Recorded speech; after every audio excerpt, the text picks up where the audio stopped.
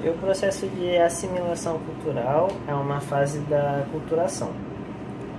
E é um processo no qual os grupos que vivem em território, embora sejam de diferentes localidades, eles alcançam uma solidariedade cultural. E o sincretismo é um sistema filosófico que integra elementos que nascem da união e da consolidação de doutrinas distintas. Ou seja, eles se tornam semelhantes entre si. A definição de aculturação é a fusão de duas culturas diferentes que entram em contato e originam mudanças nos padrões de cultura de ambos os grupos, ou seja, elas se agregam formando uma cultura mais evoluída. Boa noite, hoje eu vou falar sobre o processo de aculturação. Ele se dá pelo contato de duas ou mais matrizes culturais, como por exemplo os portugueses que chegaram no Brasil eram uma matriz cultural e os índios que já estavam instalados lá eram outra matriz cultural. E isso é pela interação social entre grupos de culturas diferentes, como foi o exemplo que eu citei. E pode-se até se dizer que é uma forma de transformação cultural promovida por fatores exteriores, que seria o contato entre padrões culturais diversos. E desse processo permanente que ocorre no interior da própria cultura, é importante que se diga que os valores e os costumes de um determinado povo podem se transformar segundo uma dinâmica do próprio sistema cultural, que seria a troca de informações entre culturas diferentes, proporcionando consequentemente uma nova cultura.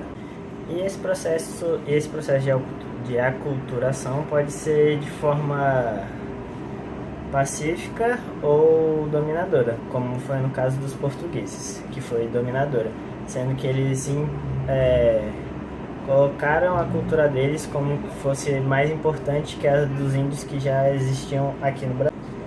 E pelo processo de aculturação ser impositiva, ou seja, eles impunham a cultura dele para os índios, pode ocorrer sequelas na cultura que foi dominada, como revoltas que ocorreram no caso dos índios. E um fator benéfico da aculturação, quando ela não é impositiva, é quando ela agrega novos valores à cultura, como os imigrantes italianos, alemães e japoneses que se instalaram no Brasil no século XIX. E os elementos da cultura deles estão presentes na nossa culinária até hoje. E devido à globalização econômica, ocorre também a globalização cultural, que seria a junção de várias culturas, sendo a ocidental a mais predominante em torno de todo o globo terrestre.